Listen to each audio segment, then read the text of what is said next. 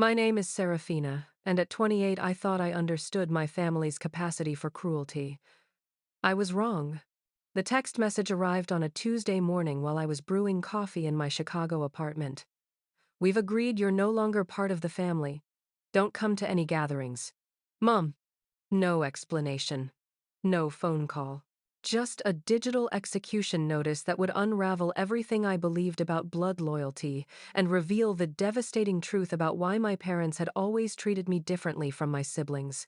Before we dive into how my family's betrayal led to the most satisfying revenge story you'll ever hear, I'd love to know where you're watching from. Drop your city in the comments below and don't forget to hit that like button if you're ready for a wild ride of family drama that'll make your jaw drop. Trust me, you'll want to subscribe because this story has more twists than a soap opera and the ending pure karma gold. The text felt surreal, like someone had taken my reality and shaken it until nothing made sense anymore. I stared at those words until they burned into my retinas, my coffee growing cold as my mind raced through possibilities. What had I done? The last family gathering was Easter, just 3 weeks ago, where everything seemed normal. Well, as normal as it ever was in the Morrison household. I immediately called my older brother Jake, my hands trembling as I dialed. He was always the family mediator, the one who smoothed over Mom's explosive episodes and Dad's passive-aggressive punishments.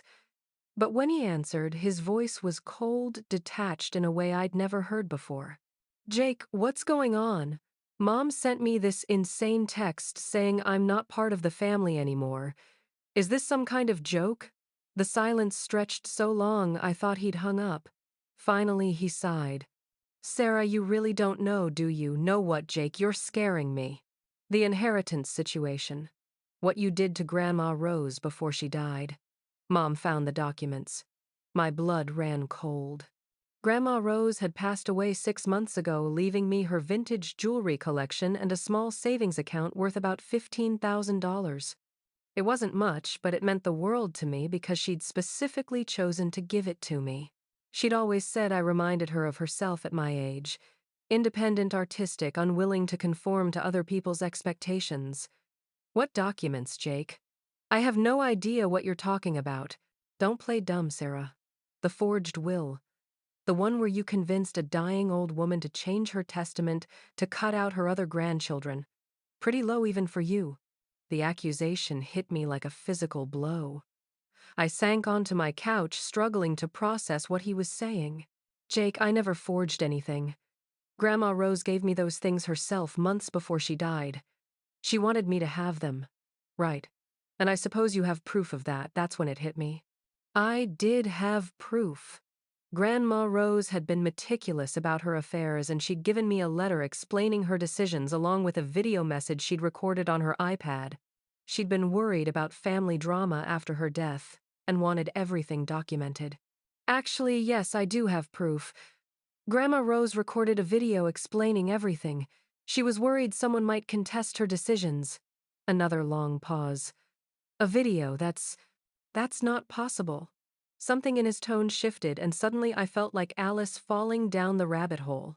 "Jake, why is that not possible?" "Because." He stopped himself, but I could hear him breathing heavily. "Look, Sarah, just stay away from the family for a while, okay? Let things cool down." He hung up before I could respond, leaving me staring at my phone with a growing sense of dread. Something was very wrong here, and it went way deeper than a disputed inheritance.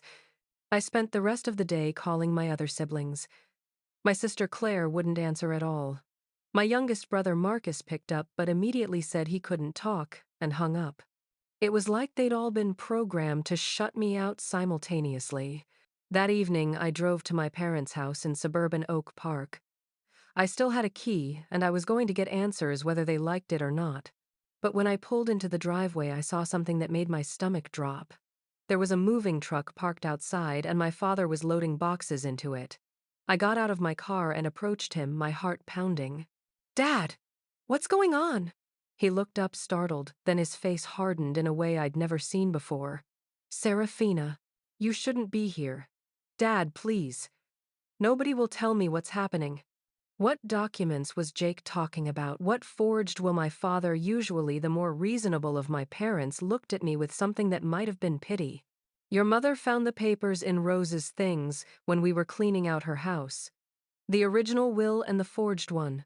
We know what you did. But I didn't do anything, Dad. Grandma Rose gave me that stuff herself. She had reasons. She told me about them. Serafina, stop lying. My mother's voice cut through the evening air like a blade. She appeared at the front door, her face a mask of cold fury. We have the evidence. The handwriting analysis. The witness statements saying you were alone with her the day before she died. Witness statements. What witnesses? Your cousin Patricia saw you leaving Grandma Rose's house with a bag. She said you looked guilty, kept checking over your shoulder. Patricia? My stomach clenched. Patricia had always resented that Grandma Rose and I were close. She'd wanted that jewelry collection for years, always hinting that she should inherit it because she was the eldest granddaughter. Mom, Patricia is lying. And even if she saw me leaving with a bag that doesn't prove anything, Grandma Rose gave me some of her things early because she wanted to see me enjoy them while she was still alive. Enough! My mother's voice cracked like a whip. We're done with your lies, Serafina. We're moving to Arizona to be closer to Jake's family. This house is sold. Your keys, please. The request hung in the air like a death sentence. I pulled my house key from my keychain with shaking fingers and handed it to her. 28 years of family history ended with the transfer of a small piece of metal. As I drove home through the dark Chicago streets, my mind was racing. Something about their story didn't add up. The timeline was wrong, the details were fuzzy, and most importantly, they'd completely dismissed the existence of Grandma Rose's video without even asking to see it. That night, I did something I hadn't done in years. I prayed. Not to God exactly, but to Grandma Rose herself. If you're out there, I whispered, to my empty apartment, help me figure this out. Because something is very, very wrong here. The next morning, I woke up with crystal clear purpose. If my family wanted to play games, I'd play them better. I'd always been the family's black sheep, but they'd underestimated exactly how resourceful a black sheep could be when cornered. My first stop was Grandma Rose's attorney, Mr. Harold Brennan. He'd been handling her affairs for over 20 years, and if anyone could shed light on this alleged forgery, it would be him. I called his office and managed to get an appointment for that afternoon, telling his secretary it was urgent family business. Mr. Brennan was a silver-haired man in his 70s who had known our family since before I was born. When I explained what was happening, his bushy eyebrows drew together in confusion. Forgery, Serafina, that's impossible. Your grandmother came to my office 3 times in the months before her death to update her will. She was very specific about her wishes regarding you. My heart started pounding. 3 times, yes. She was quite concerned about potential family conflicts. She even recorded a video statement to accompany the will explaining her reasoning for each bequest. Mr. Brennan, my family claims they found documents proving I forged a new will. Do you know anything about that? His face darkened. That's very strange. There should be only one will, the one I drafted and witnessed. Your grandmother was adamant about proper procedures. She even had me explain to her exactly how someone might try to contest her wishes so she could prevent it. He pulled out a thick file from his cabinet. Here's everything. The original will, signed and witnessed by my secretary and my paralegal. 3 copies of the video statement she made. And, he paused, pulling out a sealed envelope. She left this for you specifically with instructions to give it to you if there were ever any questions about her intentions. My hands were shaking as I opened the envelope. Inside was a letter in Grandma Rose's careful handwriting and a small key. My dearest Serafina, if you're reading this, it means someone is questioning my final wishes. I want you to know that every decision I made was deliberate and thought out. I've seen how your family treats you, sweet girl. I've seen how they've always made you feel like an outsider, and it breaks my heart. The key is to my safety deposit box at First National Bank. Box 1247. Inside you'll find documents that explain why I chose to leave you what I did, and why I was worried about certain family members' reactions.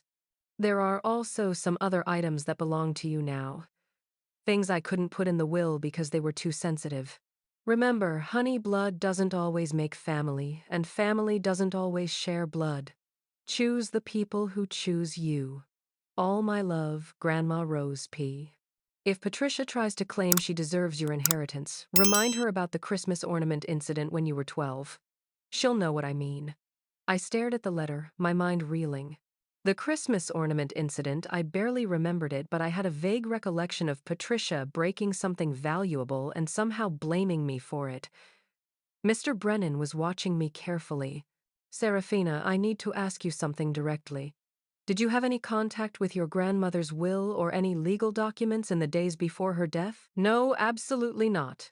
The last time I saw her alive was a week before she died, and we just had tea and talked about her garden. He nodded slowly. Then someone is lying. And given that I have the original will here, witnessed by two people who are still alive and available to testify, I suspect whoever is claiming you forged documents has some explaining to do. I left his office with photocopies of everything and a renewed sense of purpose. My next stop was the bank.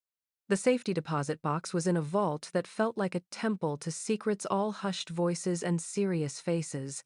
Inside box 1247, I found documents that changed everything I thought I knew about my family.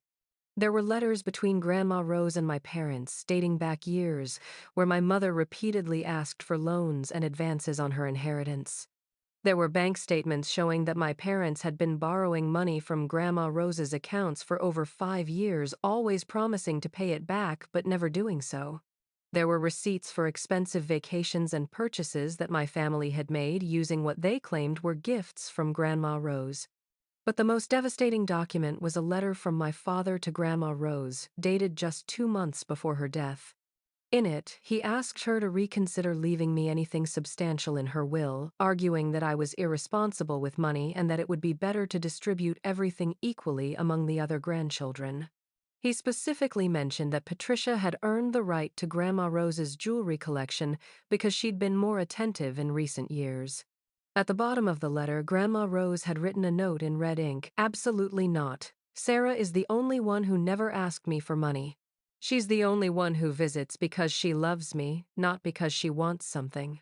The final item in the box was a manila envelope marked, "For Serafina's eyes only." Inside was a copy of a private investigator's report. My grandmother had hired a PI. The report detailed financial irregularities in my parents' claims about their income and expenses. It showed that they'd been telling other family members that Grandma Rose was losing her mind and easily influenced. Most damning of all, it documented several instances where family members had tried to pressure Grandma Rose into changing her will, including a recorded phone call where Patricia explicitly demanded the jewelry collection. But the last page of the report contained information that made my blood run cold. The PI had investigated the witness who claimed to have seen me leaving Grandma Rose's house with a bag on the day before she died. Patricia's story was a lie. She couldn't have seen me that day because she was documented as being at work in Milwaukee over 90 miles away with time-stamped security footage to prove it. I sat in my car outside the bank holding these documents and feeling like my entire reality had shifted. My family hadn't just cut me out, they'd framed me.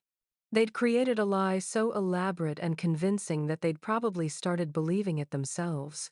The question was why? What could possibly motivate them to go to such extremes? The answer came to me as I drove home. Money. It was always about money. If they could prove I'd forged the will, they could contest it. They could get the inheritance redistributed. Patricia would get her precious jewelry collection, and my parents could get their hands on whatever else Grandma Rose had left. But they'd made one crucial mistake. They'd assumed I was the same pushover I'd always been, the family scapegoat who would just accept their judgment and disappear quietly. They were about to learn how wrong they were. That evening, I called Mr. Brennan back. I need to know about contesting a will. How would someone go about proving a will was forged? Well, they'd need substantial evidence. Usually that means handwriting, analysis, witness testimony, proof of motive, and opportunity. It's quite difficult to prove, especially when the will was properly witnessed and notarized. And if someone falsely accused someone else of forging a will, if they fabricated evidence there was a pause, that would be fraud.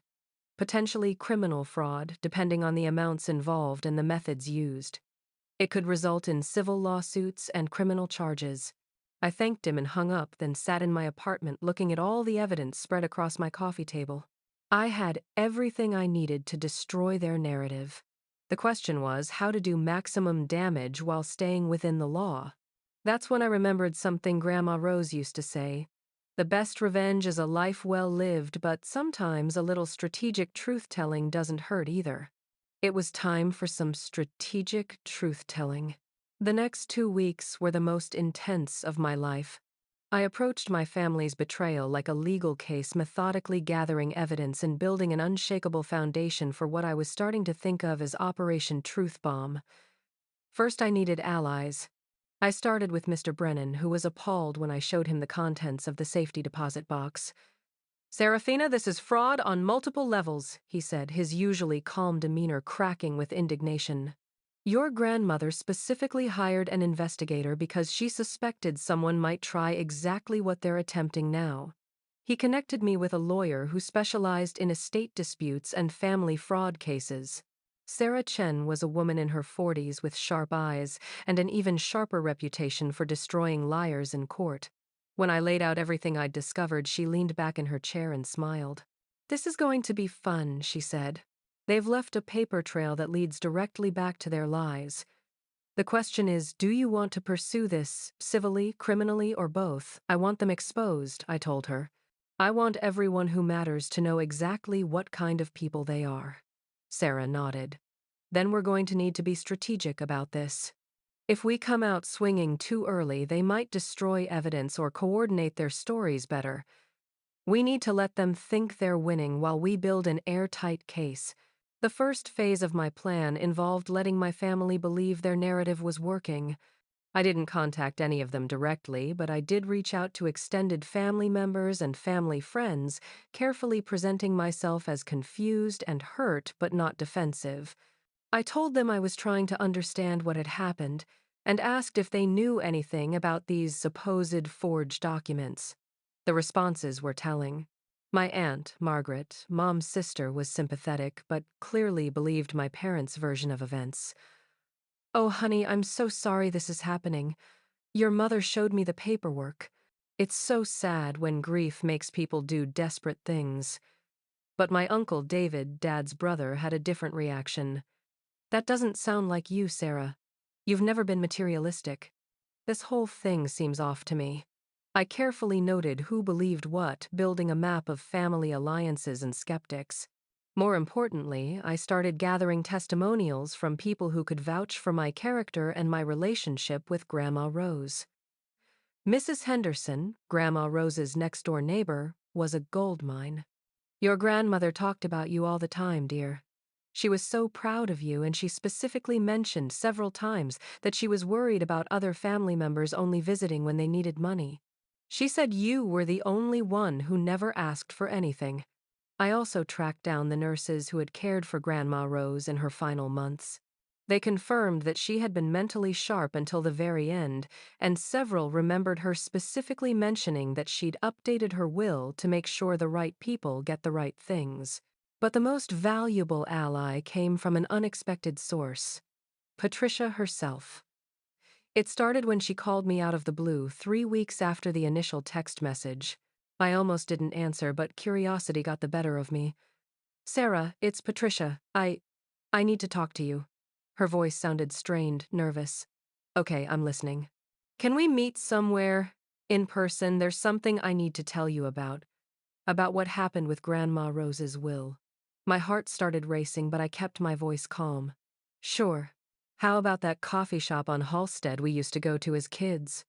An hour later, I was sitting across from my cousin watching her fidget with her coffee cup like it held the secrets of the universe. Patricia looked terrible. Dark circles under her eyes, nervous energy crackling around her like static electricity. I can't sleep, she said without preamble. I haven't slept properly since the funeral. Why not? She looked around the coffee shop, then leaned forward and lowered her voice. Because I lied, Sarah, about seeing you at Grandma Rose's house that day. I wasn't even in town. The confession hit me like a physical blow, even though I already knew it was true. Hearing her admit it was different.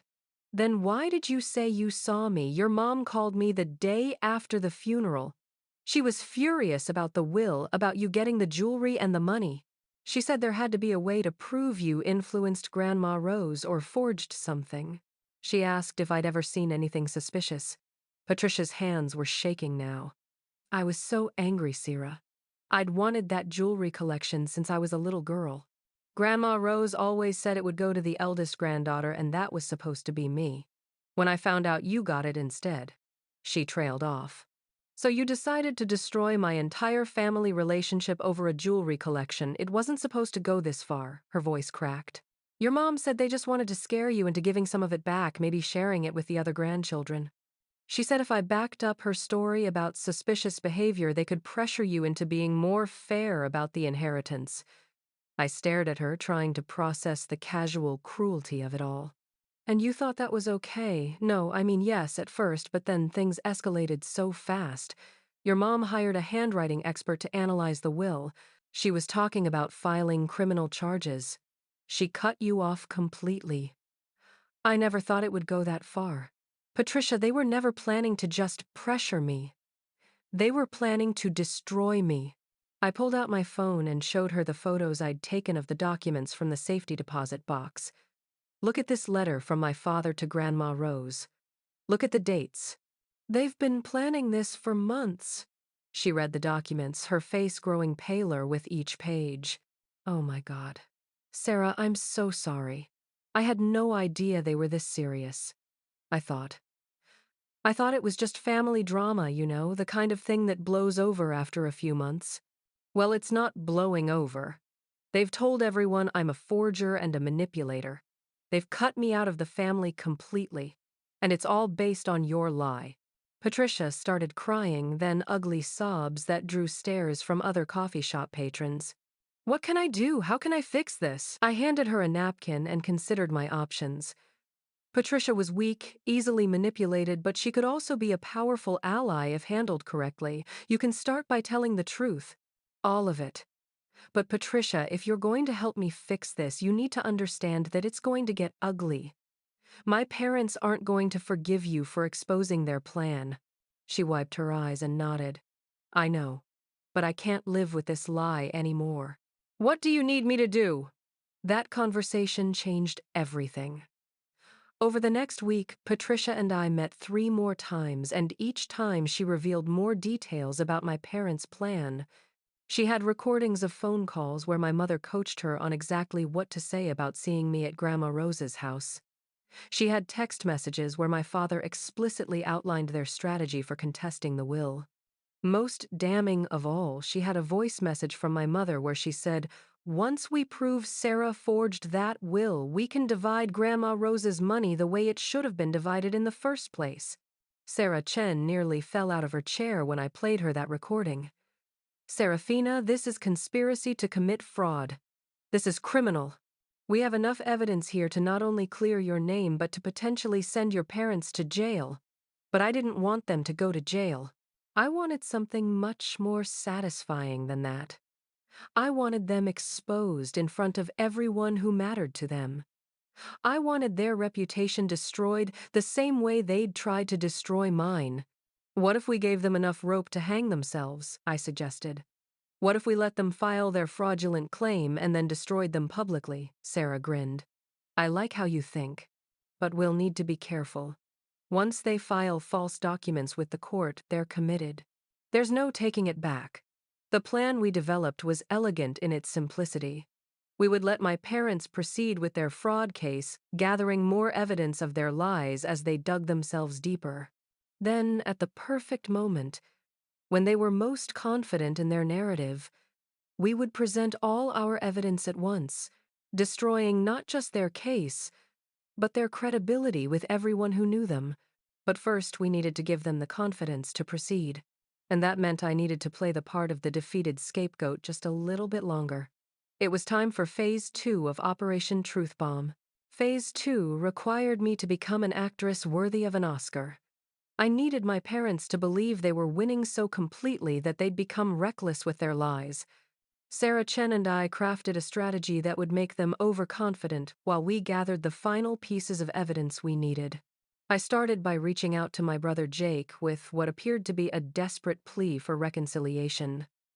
I called him sobbing, begging him to help me understand what I'd supposedly done wrong.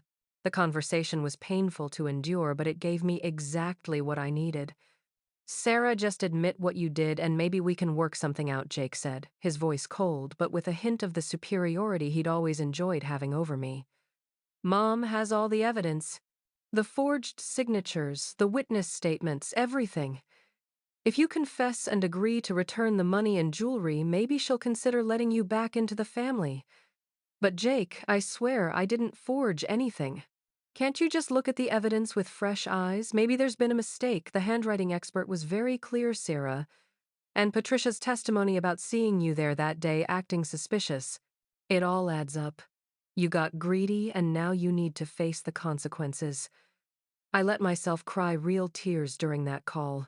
Not because I was broken, but because I was so angry I could barely contain myself. The casual way he dismissed my protests, the arrogant certainty in his voice, the complete lack of interest in hearing my side of the story, it crystallized everything that had been wrong with my family dynamic for years. After I hung up, I immediately called Patricia. "They're moving forward with the fraud case. Jake just confirmed they have a handwriting expert, and they're planning to use your testimony as their key evidence." Patricia's voice was small and scared. "Sarah, I can't testify. I can't lie in court. That's perjury, isn't it?" "Yes, it is. Which is why you're going to call my mother right now and tell her you're having second thoughts about what you saw. You're going to say the memory is fuzzy and you're not sure you can testify convincingly. Won't that make her suspicious? Probably. But it'll also make her scramble to find other evidence to support her case. The more desperate she gets, the more mistakes she'll make." Patricia made the call while I listened on speaker. My mother's reaction was swift and revealing. "Patricia, you can't back out now. We've already filed the preliminary paperwork. You said you saw her leaving the house with a bag looking guilty. That's all you need to say." "But Aunt Linda, what if I'm wrong? What if it wasn't even Sarah I saw? I was pretty far away and it was getting dark." "Patricia." My mother's voice took on a tone I recognized from childhood. The voice that brooked no argument and promised consequences for disobedience. "You know what you saw. Don't let Sarah manipulate you the same way she manipulated your grandmother. She's probably been calling you, hasn't she? Trying to make you doubt yourself." The ease with which my mother lied was breathtaking. But what came next was even better. "Listen, honey, if you're worried about the testimony, don't be. We have other evidence, too. The forged signatures, the suspicious timing of her visits, even some financial records that show she was in debt right before Grandma Rose died." I looked at Sarah Chen, who was taking notes furiously. My mother had just admitted to fabricating financial records. "What financial records?" Patricia asked, playing her part perfectly. "Credit card statements, loan applications, things that show she had motive to steal from your grandmother. Don't worry about the details, sweetheart. Just stick to your story about seeing her at the house and we'll take care of the rest." After Patricia hung up, Sarah and I sat in stunned silence for a moment. "She just confessed to document fabrication," Sarah finally said, on a recorded call. "Serafina, they're going to destroy themselves." Over the next month, we watched my family dig their hole deeper and deeper. They filed their formal contest of Grandma Rose's will, submitting documents that Sarah's investigator quickly determined were fake. They provided testimony full of inconsistencies and lies. Most importantly, they recruited other family members to support their narrative, spreading their lies so far and wide that the eventual revelation would humiliate them in front of everyone they knew. My Aunt Margaret sent me a letter urging me to do the right thing and confess. My cousin Daniel called to tell me how disappointed Grandma Rose would be in my actions. Even family friends reached out to express their shock at my alleged behavior. Each contact was another nail in my parents' coffin, because each one was based on lies they had spread. When the truth came out, every person they had convinced to judge me would know exactly who had deceived them. The breaking point came when my mother made a crucial error. In her eagerness to strengthen their case, she submitted what she claimed was a newly discovered letter from Grandma Rose expressing doubts about my character and intentions. The moment Sarah saw that letter, she started laughing. "Serafina, your mother just handed us the smoking gun. Look at the date on this letter." I looked. The letter was supposedly written 3 weeks before Grandma Rose died, expressing concerns about my recent strange behavior and my sudden interest in her financial affairs. "What's wrong with the date?" Sarah pulled out one of the real letters from the safety deposit box. "Look at this letter from your grandmother, written just 2 days after the date on your mother's fake letter. In it, she specifically mentions how happy she is that you never ask her about money and how proud she is of your independence." But that wasn't the smoking gun. The smoking gun was the handwriting itself. "Your mother used a sample of your grandmother's handwriting from a birthday card to forge this letter," Sarah explained. "But she made a mistake. She used the same pen throughout the entire letter, when your grandmother always switched between different pens as she wrote. Plus, the paper is wrong. This is standard copy paper, but your grandmother only used her personal stationery for letters. We had them. We had absolute, irrefutable proof of fraud. But Sarah convinced me to wait just a little longer. Let them submit everything they have.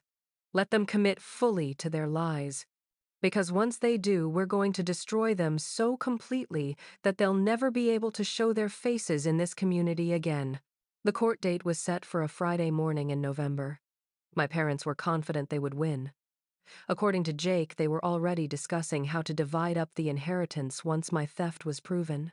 They had no idea that I would be walking into that courtroom with a recording device, 3 lawyers, a private investigator, and evidence of fraud so overwhelming that the judge would likely refer the case to the district attorney for criminal prosecution. The night before the hearing, I sat in my apartment with all the evidence spread across my dining room table. Photos of my parents' fake documents next to copies of real ones from the safety deposit box. Transcripts of recorded phone calls where they coordinated their lies. Financial records showing their years of borrowing money from Grandma Rose while claiming I was the one with financial problems. I thought about calling them, giving them one last chance to withdraw their false claims and apologize. But then I remembered the text message that had started it all. "We've agreed you're no longer part of the family." They had made their choice. Tomorrow, I would make mine. The courtroom was smaller than I had expected, but it felt like a coliseum as I walked through the doors that Friday morning. My parents were already seated at the plaintiff's table with their lawyer, a nervous-looking man in an ill-fitting suit who clearly had no idea what kind of evidence storm was about to hit him. My mother looked confident, almost smug, as she whispered to my father. She was wearing her best court dress, and the pearls Grandma Rose had given her for her wedding, a detail that made my stomach clench with anger. My father sat rigidly beside her, his jaw set in the stubborn expression I remembered from every childhood argument. Jake and Claire were in the gallery along with Patricia, who looked like she was about to vomit. Several other family members had come to witness what they believed would be my public humiliation. Aunt Margaret was there, as was Cousin Daniel, and even some family friends who had known Grandma Rose for decades. Sarah Chen entered the courtroom like a force of nature, her briefcase in one hand and a cart full of evidence boxes behind her. She was followed by 2 associate attorneys and the private investigator who had helped us piece together the full scope of my parents' fraud. The bailiff called the court to order, and Judge Martinez took his seat. He was a man in his 60s, with sharp eyes and a reputation for having zero tolerance for lies in his courtroom. "This is a will contest case," Judge Martinez began. "The plaintiffs, Linda and Robert Morrison, claim that the will of Rose Ellen Morrison has been fraudulently altered by the defendant Serafina Morrison. Let's begin with the plaintiff's opening statement." My parents' lawyer stood up and delivered a presentation that was masterful in its fiction. He painted me as a manipulative granddaughter who had taken advantage of an elderly woman's declining mental state. He presented the forged letter as evidence of Grandma Rose's concerns about my behavior.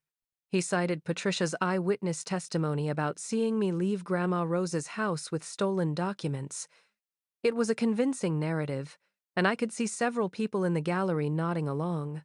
If I hadn't known the truth, I might have believed it myself. Then Sarah stood up for my opening statement. Your Honor, what we have here is not a case of inheritance fraud committed by my client. What we have is a case of inheritance fraud committed against my client. Over the next hour, I will prove that the plaintiffs have fabricated evidence, coerced false testimony, and engaged in criminal conspiracy to steal an inheritance that was rightfully left to Miss Morrison by her grandmother. The change in the courtroom atmosphere was immediate. My mother's confident expression flickered, and my father leaned forward in his chair. Their lawyer looked confused. Sarah continued. Furthermore, Your Honor, I will show that this fraudulent scheme was motivated not by any wrongdoing on my client's part, but by the plaintiff's own financial desperation and years of improper financial dependence on the deceased. She walked to the evidence cart and pulled out the first box. I will present authenticated documents, recorded conversations, and testimony from multiple witnesses that will prove beyond any doubt that everything the plaintiffs have told this court is a lie. The first piece of evidence was the real will, authenticated by Mr. Brennan, and witnessed by two people who testified that Grandma Rose was completely mentally competent when she signed it. The second piece was the video recording Grandma Rose had made explaining her decisions in her own words. Watching that video in the courtroom was surreal. There was Grandma Rose sitting in her favorite chair speaking directly to the camera with the clarity and determination I remembered so well. I am making this recording because I know my family, and I know there will be questions about my decisions after I'm gone, her voice said, from beyond the grave. I want everyone to understand that I am giving my jewelry collection and savings to my granddaughter Serafina because she is the only member of my family who has never asked me for money, never made me feel like an ATM, and never visited me. Only when she needed something. The camera captured her picking up several pieces of jewelry from the collection. These pieces have been in our family for generations, and they should go to someone who will treasure them for their history, not their monetary value. Serafina is that person. She looked directly into the camera then, and it felt like she was looking at everyone in the courtroom.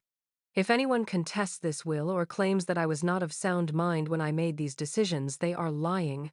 I am 78 years old, I have all my faculties, and I know exactly what I'm doing. The silence in the courtroom when the video ended was deafening. I could see my mother's face draining of color, but they were committed now. They couldn't back down. Their lawyer called Patricia to the stand first. I watched my cousin walk to the witness stand on shaking legs, and I almost felt sorry for her. Almost. Miss Patterson, the lawyer began, please tell the court what you witnessed on the evening of March 15th, the day before Rose Morrison's death. Patricia looked at me, then at my mother, then back at the lawyer. I saw someone leaving my grandmother's house around 8 p.m. They were carrying a bag and looking around nervously. And did you recognize this person? Another long pause. I thought it was Serafina. You thought, are you not certain? This is where Patricia's courage finally kicked in? No, she said quietly. I'm not certain. In fact, I'm not certain I saw anything at all that night. The courtroom erupted in whispers. My parents' lawyer looked like he'd been slapped. Miss Patterson, didn't you tell the plaintiffs that you definitely saw the defendant leaving the house with documents? Yes, I did say that. But I lied. Patricia's voice was getting stronger.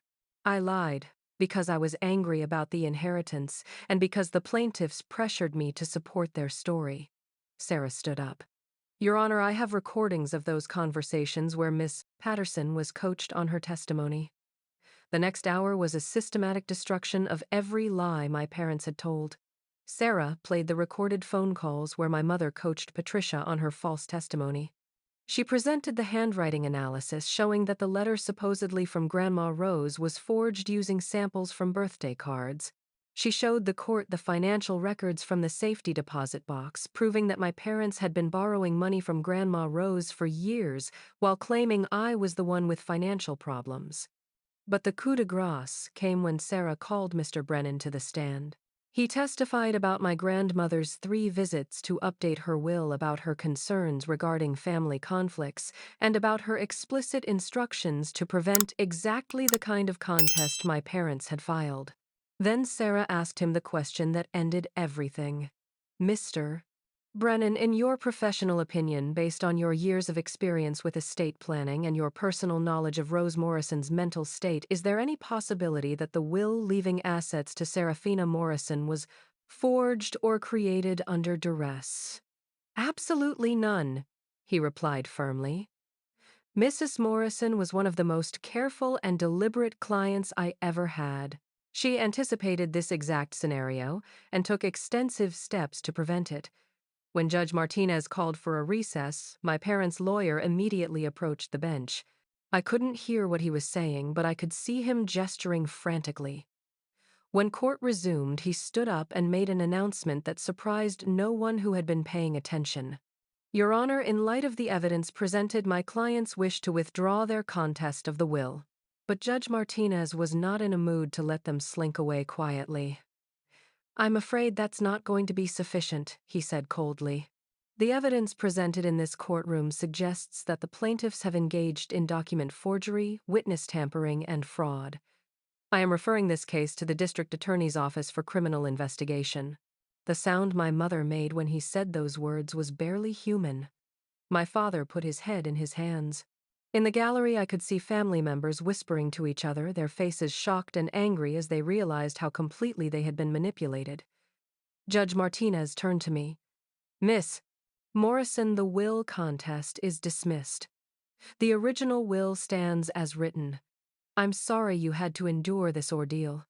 As we left the courtroom, I was surrounded by family members who suddenly wanted to apologize, to explain that they had only believed my parents because they seemed so certain.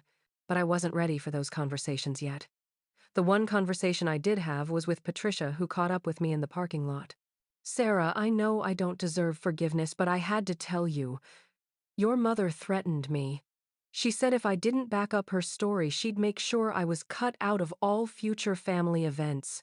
She made me feel like I had to choose between you and the rest of the family. I looked at her for a long moment. Patricia, my mother, made everyone feel like they had to choose.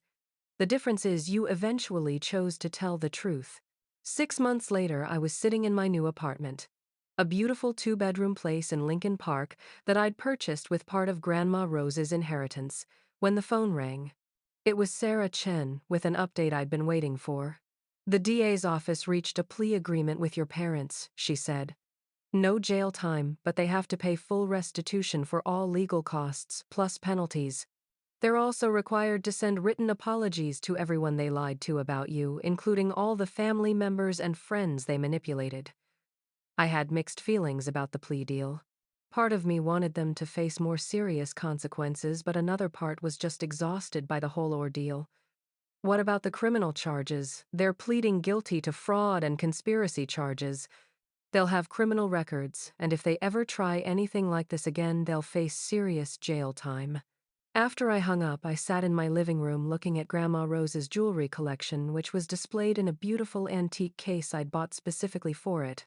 Each piece told a story of the strong women in my family's history, and now they were mine to cherish and eventually pass down. The months since the court hearing had been a whirlwind of relationship rebuilding and boundary setting. Some family members had genuinely apologized and worked to repair their relationships with me. Others had doubled down on supporting my parents even after the truth came out. I'd learned to tell the difference between people who were sorry they'd been deceived and people who were just sorry they'd backed the losing side. Jake had never apologized. He'd sent one text message after the hearing, "I hope you're satisfied." I'd blocked his number after that. Some bridges once burned aren't worth rebuilding. But there had been unexpected silver linings. Uncle David had become a real ally, expressing genuine remorse for not questioning my parents' story more carefully. I knew it didn't sound like you he'd told me over dinner a few weeks after the hearing. I should have trusted my instincts. Patricia and I had developed an unlikely friendship. She'd entered therapy to work through her issues with family manipulation and boundary setting, and she'd become one of my strongest supporters. I never want to be that weak again, she told me. I never want to let someone else's desperation turn me into a liar. The biggest surprise had been Mrs.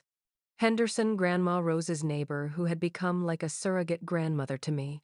She'd started inviting me over for Sunday dinners, and we'd spend hours talking about Grandma Rose and sharing memories. Your grandmother would be so proud of how you handled this, she'd told me just last week. She always said you had backbone, but I don't think even she knew how much. My parents had moved to Arizona as planned, but not under the circumstances they'd expected. Instead of a triumphant relocation funded by stolen inheritance money, they'd fled in shame after their fraud was exposed. I'd heard through the family grapevine that they were struggling financially and socially in their new community. I felt no satisfaction in their misery. If anything, I felt sad for them. Sad that their greed and desperation had driven them to destroy their relationship with their daughter. Sad that they'd been willing to commit crimes rather than accept their mother's wishes. Sad that they'd chosen lies over family. But I didn't feel guilty about the consequences they were facing. They had made their choices, and those choices had led them exactly where they belonged. The most important thing I'd learned through this whole experience was the difference between family and relatives. My relatives were people who shared my DNA, but were willing to believe the worst about me without evidence. My family, my real family, was made up of people who chose to stand by me even when it was difficult. That family now included Patricia, Uncle David Missis, Henderson, and several others who had proven their loyalty through their actions rather than their words. It was a smaller circle than I'd had before, but it was built on truth and mutual respect rather than obligation and shared genetics. As I was reflecting on all of this, my doorbell rang. I opened it to find a delivery person with a large package. Inside was a photo album that Mrs. Henderson had put together, filled with pictures of me and Grandma Rose from over the years. On the first page, she'd included a note. Your grandmother once told me that the best families aren't the ones you're born into, but the ones you choose, and who choose you back. I hope you know that you're choosing and chosen, dear girl. Always. I sat on my couch, flipping through the album, looking at pictures of birthday parties and holiday gatherings, garden walks, and quiet afternoons on Grandma Rose's porch. In every photo where we were together, we were both genuinely smiling. There was no tension, no hidden agendas, no undercurrent of judgment or manipulation. That's when I realized that the justice I'd sought hadn't really been about the money or the jewelry or even about clearing my name. It had been about honoring the woman who had loved me unconditionally and protecting the memory of our relationship from people who wanted to twist it into something ugly and transactional. I'd won more than a legal case. I'd won the right to grieve my grandmother without the burden of false guilt. I'd won the freedom to build new relationships based on truth rather than family obligation. I'd won the knowledge that I was strong enough to stand up for myself even against the people who were supposed to love me most. So here's my question for all of you watching this story unfold. Have you ever had to choose between keeping the peace and standing up for what's right? Have you ever discovered that people you trusted were willing to sacrifice your reputation for their own benefit? I'd love to hear your stories in the comments below. Sometimes sharing these experiences helps us all feel less alone in the complicated world of family dynamics. If this story resonated with you, please hit that like button and subscribe for more real-life stories about finding justice in impossible situations. And please share this video with anyone who might need to hear that it's okay to cut toxic people out of your life even when they share your DNA. Thank you for taking this journey with me, and remember, the family you choose is often more loyal than the family you're born into. Sometimes the best revenge is simply living well and surrounding yourself with people who truly value you. Life taught me that karma doesn't always come quickly, but it always comes completely. My parents thought they could rewrite history to serve their greed, but the truth has a way of surfacing when you least expect it. I hope my story reminds you that standing up for yourself isn't selfish. It's necessary. And sometimes it's the only way to honor the people who truly loved you.